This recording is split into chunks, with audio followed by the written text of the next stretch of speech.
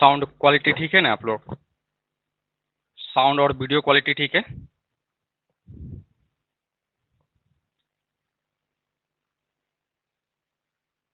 Comment कीजिए आप लोग।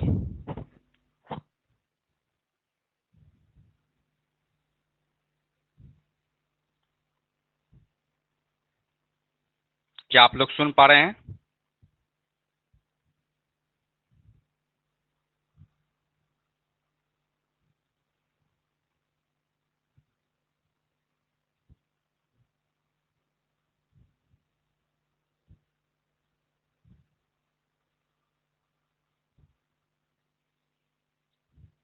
तो आप लॉग आउट करके लॉग इन कीजिए।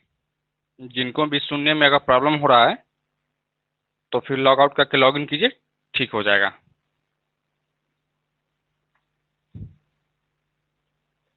चलिए हम लोग क्लास को शुरू कर लेते हैं। और आज से हम लोग एक BSc part third math honours का एक हम बैच स्टार्ट किए हैं, ठीक है। और सेशन 2021 से 24 सेशन वाले के लिए ही, ठीक है। तो सबसे पहले हम लोग के पास जो है ना सफिशिएंट टाइम है पूरा कंप्लीट सिलेबस पढ़ने का, ठीक है। क्योंकि पार्ट थर्ड का जो सिलेबस है वह 4 पेपर पढ़ना होता है, और 4 पेपर पढ़ने में अगर एक पेपर में अगर 2 महीने का भी अगर टाइम लगता है तो फिर हमको 8 महीने का टाइम जो है ना आपको 4 पेपर पढ़ाने में लग जाएगा, ठीक है। तो हम लोग मिनिमम 6 मंथ और मैक्सिमम जो है ना 8 मंथ के बीच में हम लोग सिलेबस को कवर कर लेंगे, ठीक है। और इसके बीच में आप लोगों का पार्ट थर्ड का एग्जाम होने वाला भी नहीं है, तो हम लोग के पास सफिशिएंट टाइम है जो कि आपको हर एक चीज़ जो है ना कवर करते हुए पढ़ते हुए हम लोग आगे निकल जाएंगे, ठीक है। तो आज की क्लास में सबसे पहले वॉइस नहीं आ रहा है तो आप लॉग आउट करके लॉग इन कीजिए ना, ठीक हो जाएगा।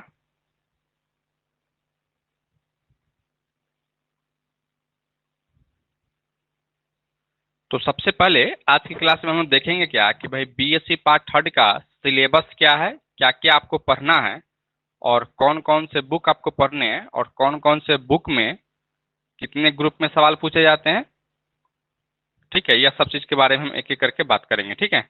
यहाँ हम क्या है, सिलेबस की हम बात करेंगे कि भाई सिलेबस क्या है, ठीक है। तो आप लोग टॉपिक डालिएगा, syllabus for BSc part third math honours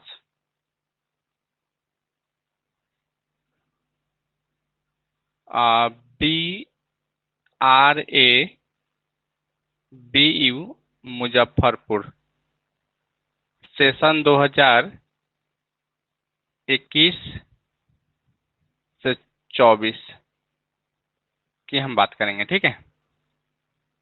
तो इसका भाई सिलेबस क्या होने वाला है, क्या क्या चीज़ आपको पढ़ेंगे हम लोग, ठीक है। तो जिस तरीके से हम लोग, शायद नहीं दिखाई दे रहा है क्या? 1 मिनट रुकिएगा।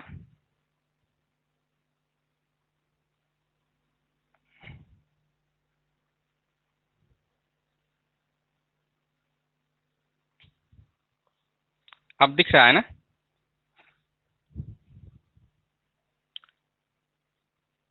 तो हम लोग जिस तरीके से हम लोग ग्रेजुएशन पार्ट वन और पार्ट टू में थे, तो पार्ट वन में हम 2 पेपर पढ़ते थे, पेपर वन और पेपर टू। उसी तरह से पार्ट टू में गए थे तो 2 पेपर पढ़ते थे, पेपर थ्री और पेपर फोर, ठीक है। यानी 2 साल में आपको 4 पेपर पढ़ना होता था। और पार्ट थर्ड में आप जैसे आए हैं तो हमको 1 साल में या कहें पार्ट थर्ड में हमको 4 पेपर पढ़ना होता है, ठीक है। और 4 पेपर हमको पढ़ना होता है, यानी पेपर्स में हमको पेपर 5 प्लस है paper 6 plus paper 7 plus paper 8 आपको पढ़ना होता है, ठीक है। यानी यह जो टोटल जो है ना, और सबका टाइमिंग जो है, आपको 3-3 घंटे का ही एग्जाम होता है, ठीक है, 3 आवर का ही आपको एग्जाम होता है। और इसके बाद मार्क्स जो है ना, आपको 100 + 100 + 100 + 100 है इक्वल टू 400 नंबर का आपको ऑनर्स पेपर हो जाता है, ठीक है। और एक पेपर जो है आपको जीएस का होता है, ठीक है, जो कि आपको 100 नंबर का रहता है, ठीक है। तो 400 नंबर आपको यहाँ से मिलता है और 100 नंबर आपको यहाँ से मिलता है। जैसे में 500 नंबर का एग्जाम होता है ना, 5 पेपर का, तो 4 पेपर आपका ऑनर्स होगा और एक पेपर जो है ना आपका जीएस होगा, ठीक है। जीएस आपका सब्जेक्टिव एग्जाम होगा, ठीक है। और लेकिन रिजल्ट में जो है ना, फाइनल रिजल्ट में जो है जीएस जीएस का मार्क्स जो है ना ऐड नहीं होता है, बस यह इसमें क्वालिफाइंग रहता है, पास करना रहता है, ठीक है। लेकिन वही रिजल्ट में जो है ना आपका ऑनर्स पेपर का मार्क्स जो है ना ऐड होगा, ठीक है। जिस तरीके से हम लोग पार्ट 2 और पार्ट 1 में थे तो सब्सिडियरी सब्जेक्ट पढ़ते थे, केमिस्ट्री, फिजिक्स और लैंग्वेज पेपर भी हुआ करता था। लेकिन यहाँ आपको लैंग्वेज पेपर नहीं रहेगा और ना ही आपको सब्सिडियरी रहेगा।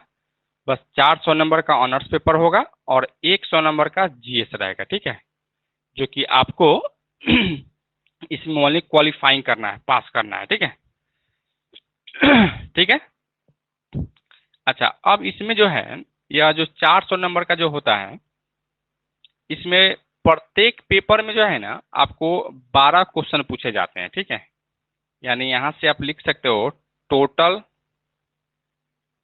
नंबर ऑफ क्वेश्चन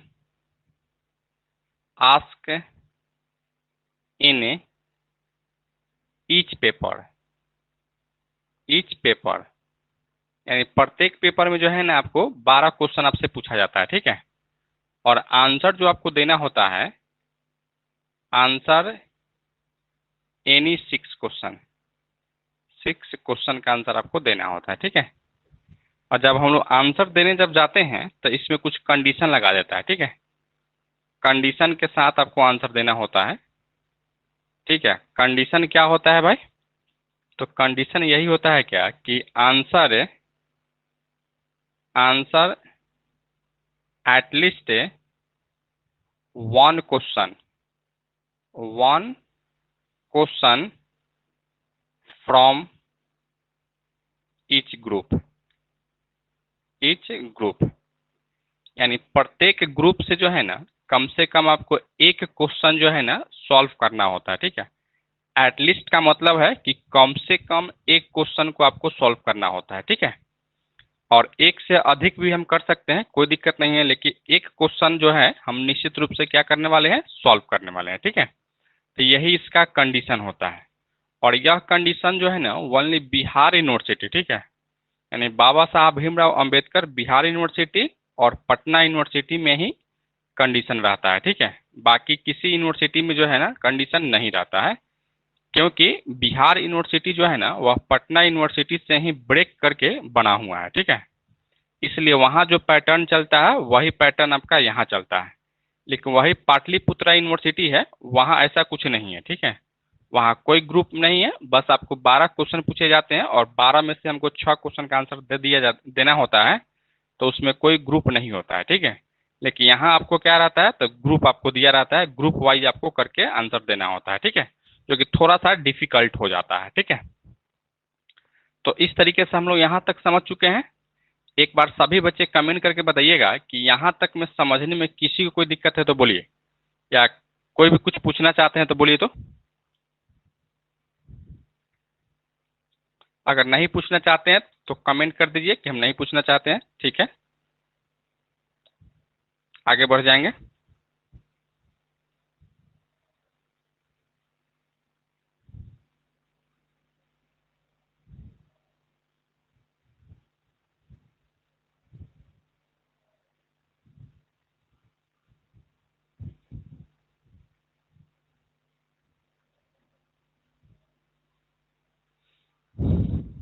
चलिए, अब हम लोग सबसे पहला हम लोग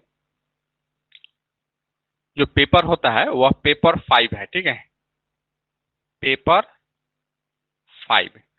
और पेपर 5 में जो आपको बुक पढ़ना है वो आपको रियल एनालिसिस बुक आपको पढ़ना है, ठीक है, यही बुक आपको पढ़ना है, ठीक है। और इस बुक से या कहें पेपर 5 जो है ना, वह 3 ग्रुप में सवाल पूछे जाते हैं, group A, group B, group C करके, ठीक है। यह आपका ग्रुप ए है, इसको आप ग्रुप ए कह सकते हो। आप इसको ग्रुप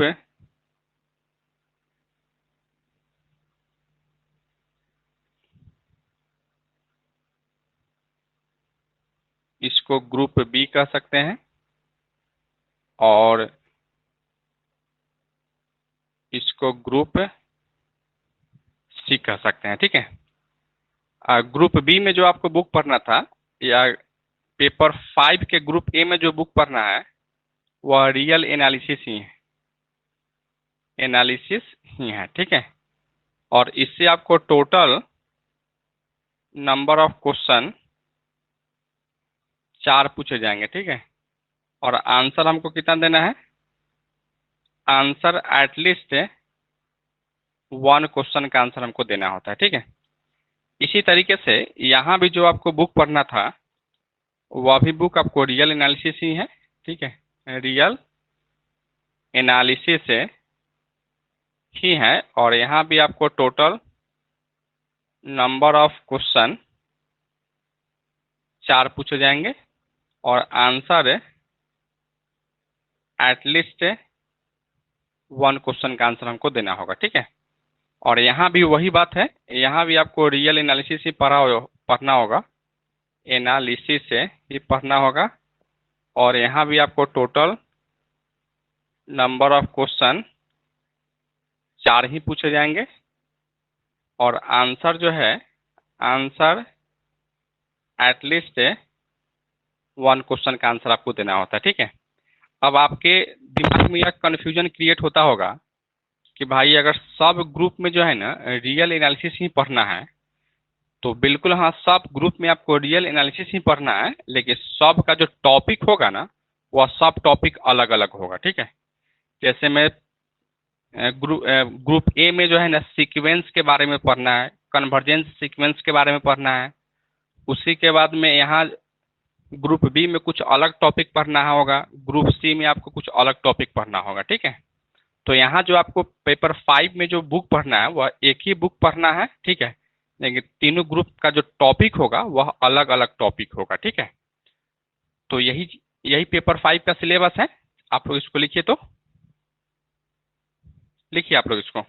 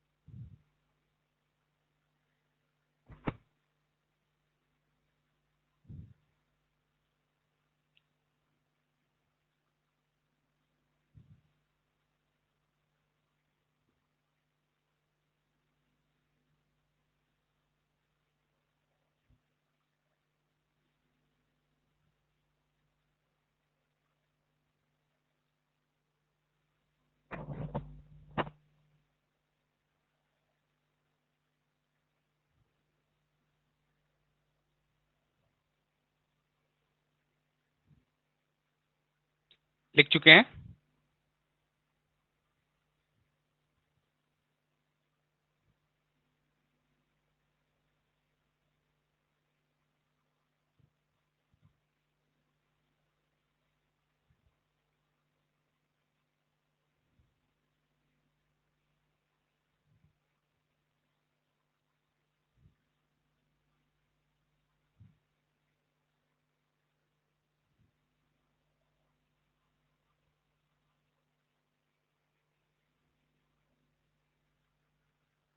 लिख चुके हैं आप लोग?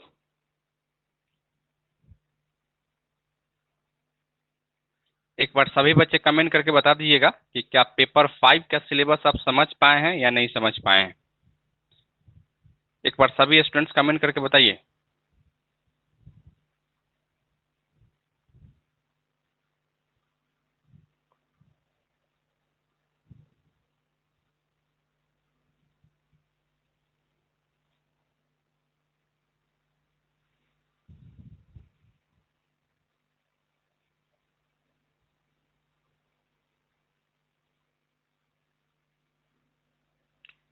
किसी को कोई दिक्कत? और देखिए, एक चीज और देखिए कि रियल एनालिसिस का जो है ना, जो आपको बुक परचेज करना है, वह बुक आपको कोई बाहर से नहीं लेना है, ठीक है। जो भी बच्चे पार्ट 2 में अगर बुक परचेज कर लिए होंगे, वही बुक रहेगा। देखिए, यह बुक आप सभी के पास होगा, ठीक है। रियल एनालिसिस है, ठीक है, बाई लालजी प्रसाद का है।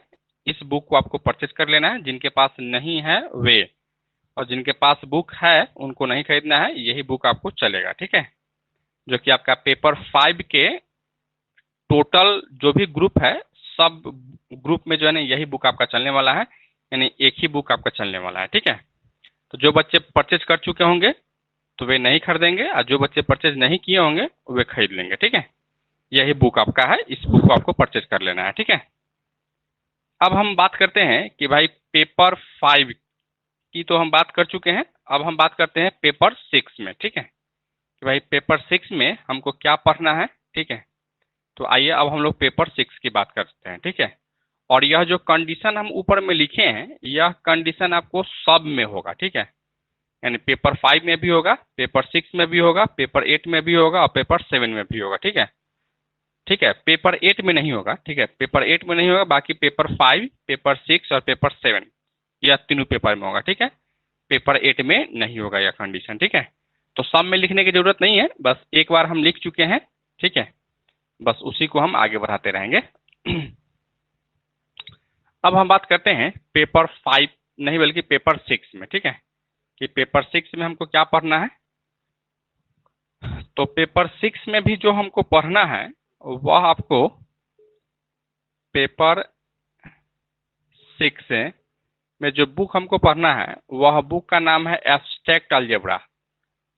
एब्स्ट्रैक्ट अलजेब्रा, ठीक है। इसी को मॉडर्न अलजेब्रा कहा जाता है। मॉडर्न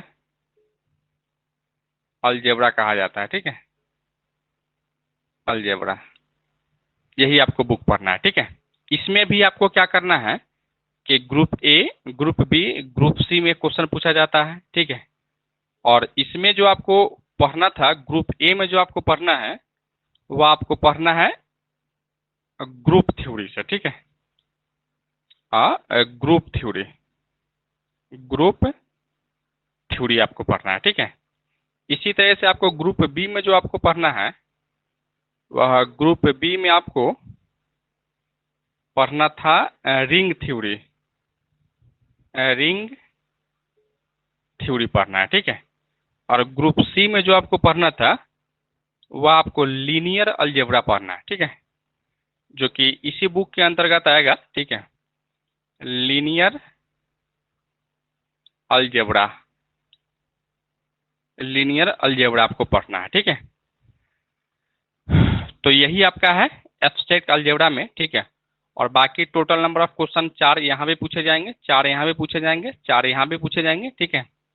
और आंसर भी हमको एक ही क्वेश्चन का आंसर देना है, कम से कम at least one question, one question का आंसर आपको देना है।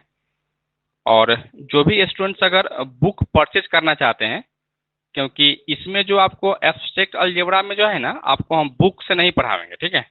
या बुक अगर आप परचेज नहीं करना चाहते हैं कोई बात नहीं है, ठीक है, क्योंकि उसमें खाली थ्योरेटिकल चीज ही होगा और क्वेश्चन जो होगा वो हम आपको बताएंगे ही, ठीक है। टोटल थ्योरी प्लस क्वेश्चन हम ही बताएंगे, ठीक है। लेकिन फिर भी अगर आप एक्स्ट्रा नॉलेज के लिए अगर आप किताब खरीदना चाहते हैं तो फिर यही बुक आप परचेज कर लीजिएगा, ठीक है। जो कि यह मॉडर्न अलजेब्रा है और राइटर है AR वशिष्ठा, ठीक है, या AK वशिष्ठा है, दो राइटर हैं, ठीक है। और पब्लिकेशन जो है ना, कृष्णा पब्लिकेशन का आता है, ठीक है। तो यह बुक आपको परचेज कर लेना है, ठीक है, पेपर 6 में एब्स्ट्रैक्ट अलजेब्रा या मॉडर्न अलजेब्रा के लिए, ठीक है। यही आपका है पेपर 6 में, ठीक है। तो लिखिए आप इस चीज को, पेपर 6 को लिख लीजिए।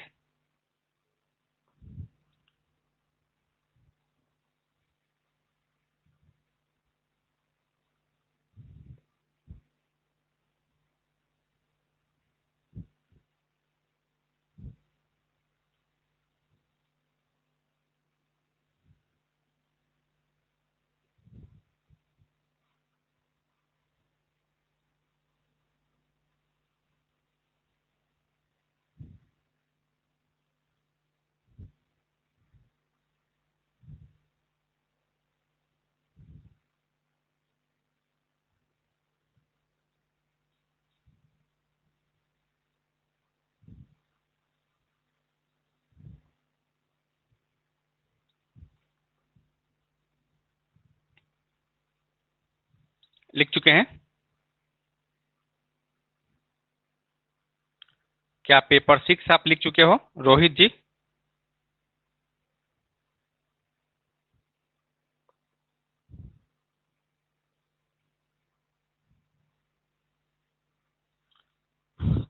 तो अब हम लोग बात कर लेते हैं पेपर 7 की, ठीक है। और पेपर 7 में जो है ना, वह अलग अलग बुक आपको पढ़ना है, ठीक है। जैसे में एब्स्ट्रैक्ट अलजेब्रा हो गया, रियल एनालिसिस हो गया, या पेपर 5 पेपर 6 में पढ़ना था, दो ही बुक आपको पढ़ना है, ठीक है। और एक और चीज आपको हम बता दें, ठीक है, जैसे में आप PG में एडमिशन लीजिएगा ना, या MSc में अगर आप एडमिशन लेना चाहते हैं, ग्रेजुएशन पास करते हैं, और MSc में अगर मैथमेटिक्स में आप एडमिशन लीजिएगा, तो यहाँ जो भी चीज़ आपको पढ़ाया जा रहा है ना, यही सब चीज़ जो है ना, वहाँ आप अलग अलग तरीके से पढ़िएगा, ठीक है। जैसे में ग्रेजुएशन में जो है ना, आपको टोटल 8 पेपर होता है, 800 का एग्जाम होता है। उसी तरह से आप PG में जाइएगा या MSc में जाइएगा, तो वहाँ 16 पेपर आपको पढ़ना होता है, ठीक है। जितना यहाँ ग्रुप देखे हैं ना, वहाँ एक पेपर पढ़ना होता है। जैसे एक पेपर में 3 ग्रुप है ना, तो वहाँ 3 पेपर आपको पढ़ना होगा।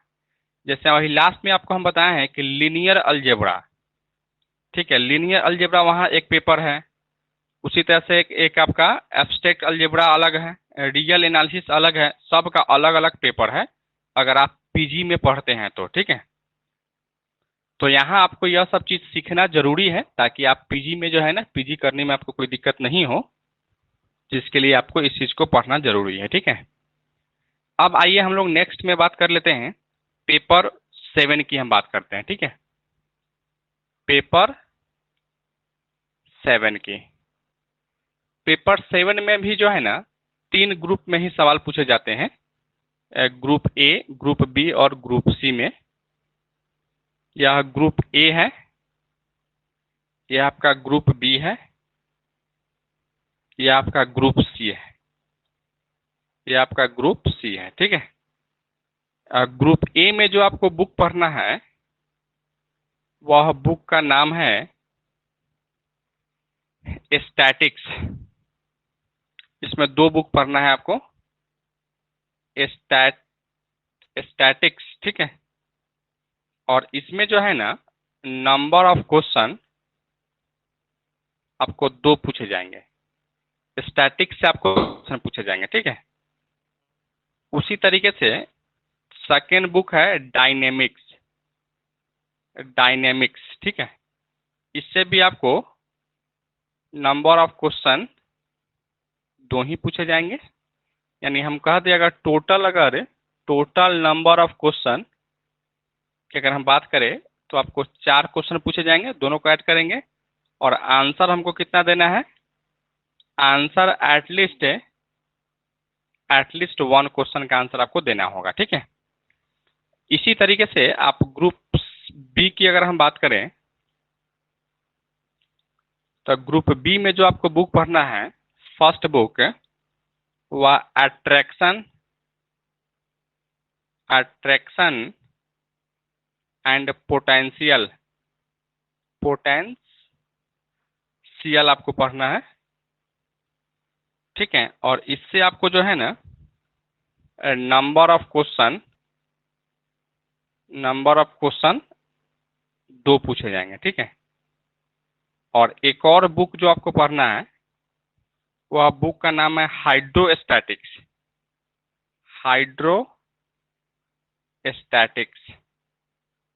और इससे आपको जो है नंबर ऑफ क्वेश्चन 2 ही पूछे जाएंगे, अर्थात हम कहें टोटल नंबर ऑफ क्वेश्चन 4 पूछे जाएंगे। और आंसर तो हम लोग को पता ही है कि आंसर एटलीस्ट एक क्वेश्चन का आंसर आपको देना होगा, ठीक है। इसी तरीके से हम लोग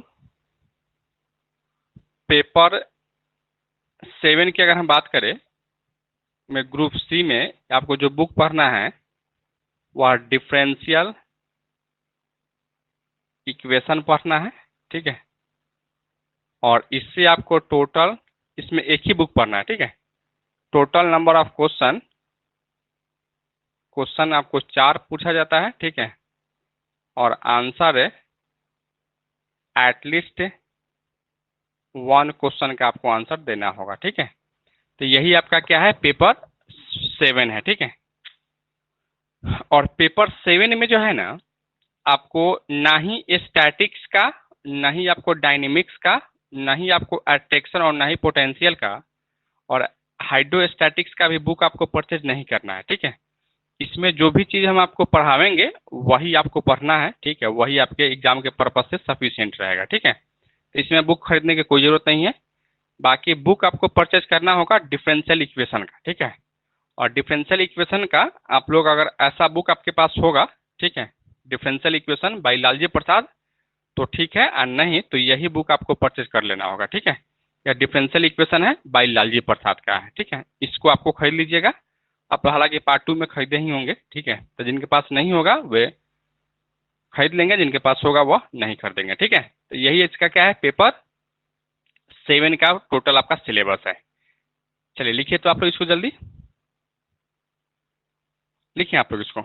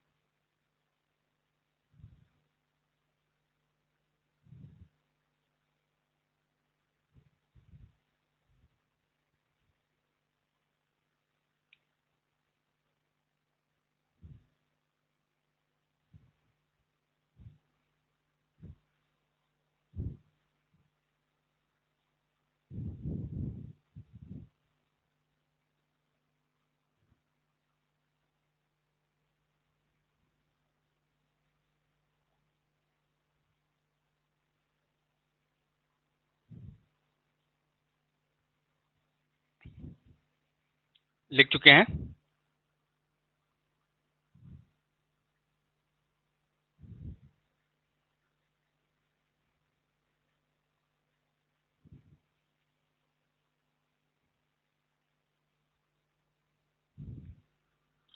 यहाँ तक कोई दिक्कत नहीं है किसी को भी?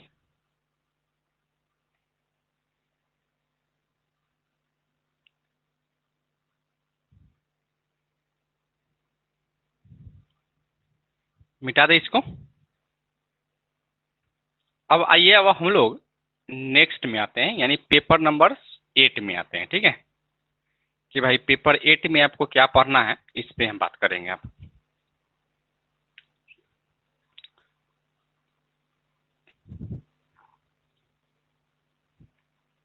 देखिए, पेपर 8 में जो है ना, आपको सब चीज वही रहता है। ठीक है, बस कंडीशन नहीं रहता है। ठीक है, यानी हम कहें कि भाई पेपर 8 जो है ना,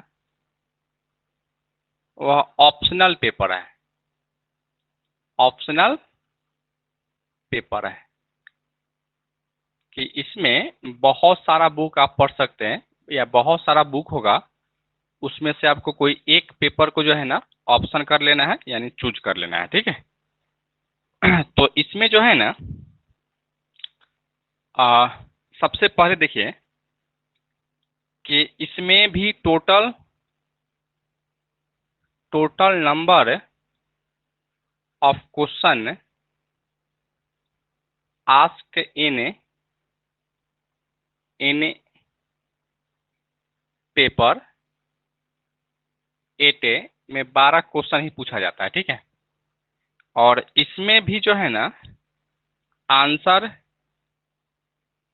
आंसर एनी 6 क्वेश्चन का ही आपको आंसर देना होता है। ठीक है, इसमें नहीं रहता है क्या, तो इसमें ग्रुप नहीं रहता। ठीक है, देयर इज नो ग्रुप, इसमें कोई ग्रुप नहीं रहता है। ठीक है, उसी तरह से यहाँ से देयर इज नहीं बल्कि देयर आर लिखिए। There are no condition, condition भी जो है ना, इसमें कोई कंडीशन नहीं रहता है। ठीक है, बस आपको क्या करना है कि 12 क्वेश्चन आपसे पूछेगा। ठीक है, और 12 क्वेश्चन में से कोई 6 क्वेश्चन का आपको आंसर देना है। ना ही इसमें ग्रुप रहेगा, ना ही इसमें कोई कंडीशन रहेगा। ठीक है, और इसमें जो है ना, अब यहाँ ऑप्शनल या ऑप्शनल पेपर जो है, वह इसमें आपको बहुत सारा पेपर होगा, जिसमें पहला पेपर है न्यूमेरिकल न्यूमेरिकल एनालिसिस। सेकंड में है स्फेरिकल स्फेरिकल एस्ट्रोनॉमी एस्ट्रोनॉमी। ठीक है, और 3 में है theory of number theory of numbers, और चौथा में है प्रोबेबिलिटी प्रोबेबिलिटी थ्योरी।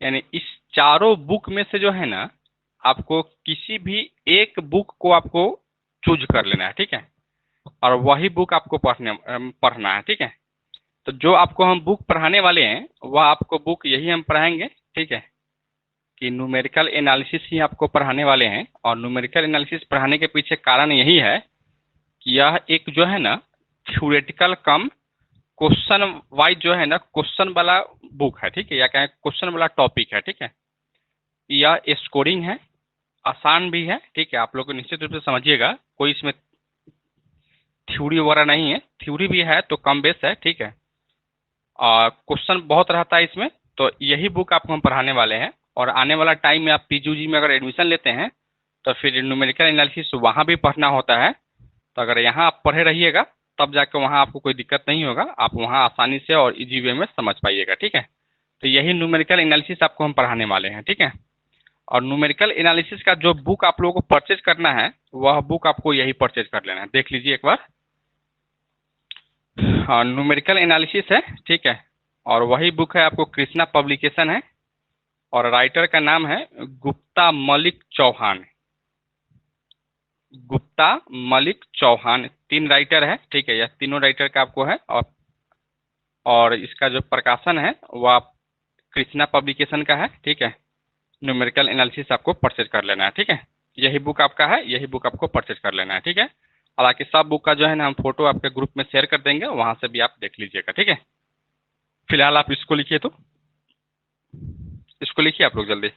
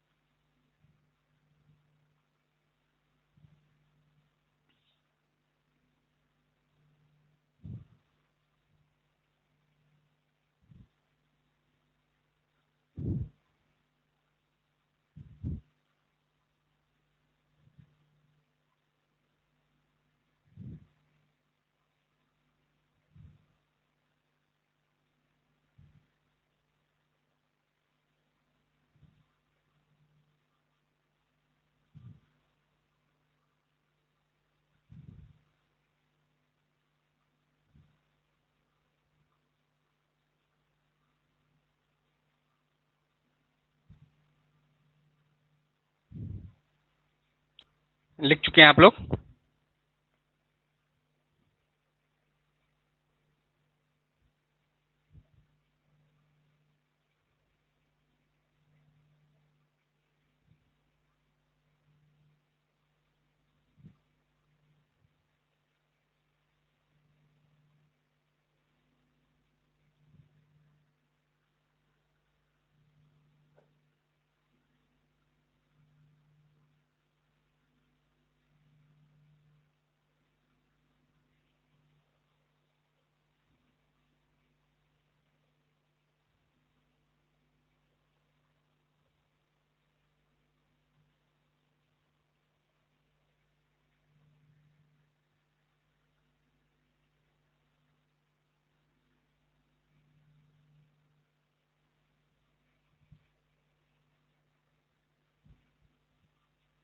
लिख चुके हैं?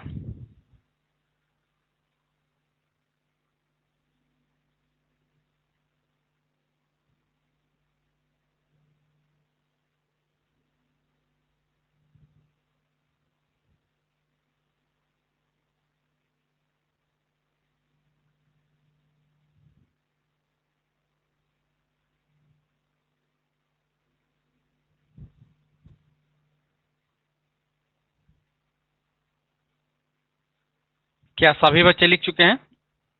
एक बार कमेंट करके आप लोग बता दीजिएगा कि क्या आप सिलेबस को समझ पाए हैं या नहीं समझ पाए हैं।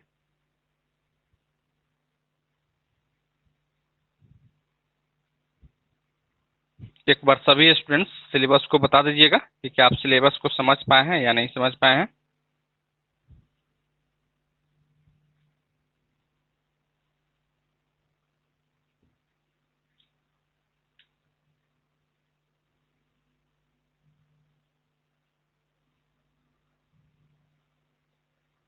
समझ गए हैं ना? तो आज की क्लास में हम लोग सिलेबस के बारे में ही पढ़ें, ठीक है। कल से आप लोगों का जो हम प्रॉपर जो सिलेबस है उसको हम स्टार्ट करेंगे, यानी कल से हम लोग क्लास स्टार्ट करेंगे। तो उसमें पेपर 7 का जो ग्रुप सी में डिफरेंशियल इक्वेशन है, वही डिफरेंशियल इक्वेशन से हम शुरू करेंगे, ठीक है। और वही से शुरू करने के पीछे एक ही लॉजिक है कि ठीक है कि हम वैसा ही टॉपिक हम स्टार्ट करना चाह रहे हैं कि जो आपको जो पार्ट 2 में जो पढ़े हैं वहीं से हम शुरू करेंगे, पार्ट 3 में हम आ जाएंगे, ठीक है। आपको ऐसा कभी भी फील नहीं होगा कि कुछ हम एक्स्ट्रा या अलग पढ़ रहे हैं, ठीक है। ताकि एक से एक के बाद एक है, ठीक है। तो जहां तक हम डिफरेंशियल इक्वेशन बीएससी पार्ट 2 में पढ़े हैं वहीं से हम लोग पार्ट 3 में हम स्टार्ट कर लेंगे, ठीक है। ताकि आपको कोई दिक्कत भी नहीं होगा और आपको लगेगा नहीं कि कुछ हम नया चीज हम पढ़ रहे हैं, ठीक है। और एक और चीज है कि जैसे आप पार्ट 2 में थे तो वहाँ एक लास्ट वाला चैप्टर पढ़े थे, linear differential equation with constant coefficient. Chapter का नाम था linear differential equation with constant coefficient, ठीक है। वह चीज़ पढ़े थे जिसमें हम लोग CF निकालते थे, कॉम्प्लीमेंट्री फंक्शन निकालते थे, उसके बाद पार्टिकुलर इंटीग्रल यानी PI निकालते थे, और दोनों का जब सॉल्यूशन लिखते थे तो दोनों को जोड़ के हम लिखते थे y equal to CF plus PI लिखते थे। वही मेरा क्या हो जाता था, द रिक्वायर्ड सॉल्यूशन हो जाता था। ठीक है, तो तो उस चीज को जो है ना एक बार आप पढ़ के आइएगा। ठीक है, उसको एक बार रिवीजन कर लीजिएगा। हालांकि हम भी आपको पढ़ावेंगे ही, लेकिन एक बार आप देखे रहिएगा तो आपको पता रहेगा कि क्या हम पढ़ रहे हैं। ठीक है, ताकि जैसे हम स्टार्ट करेंगे पार्ट थर्ड का सिलेबस है ना, तो जो पार्ट टू में जो पढ़े हैं सब का यूज यहाँ होने वाला है। ठीक है, तो उस चीज को आपको हमेशा ध्यान में रखना है ताकि आपको पार्ट थर्ड में कोई दिक्कत नहीं हो। ठीक है, तो आज की क्लास में हम इतना ही रखेंगे, फिर हम लोग कल से आते हैं तो फिर कल से आपका प्रॉपर सिलेबस हम स्टार्ट कर देंगे। ठीक है, और इस टाइमिंग में जो है 2 से 3 में किसी भी बच्चे को कोई प्रॉब्लम है क्या? क्या सभी बच्चे कंफर्टेबल है इस टाइम में आराम से लाइव क्लासेस पढ़ सकते हैं ना? इस टाइमिंग में किसी को कोई प्रॉब्लम नहीं ना है?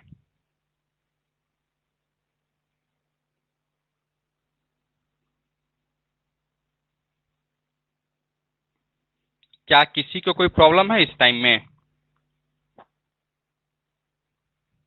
क्योंकि हम चाह रहे हैं कि सभी बच्चे जो है ना लाइव क्लासेस के थ्रू ही क्लास करें, ताकि हमको भी पढ़ाने में ठीक रहेगा और आप लोगों को भी जो है ना पढ़ने में ठीक रहेगा। जो भी डाउट होगा एट ए टाइम आप मतलब पूछ पाएंगे। ठीक है,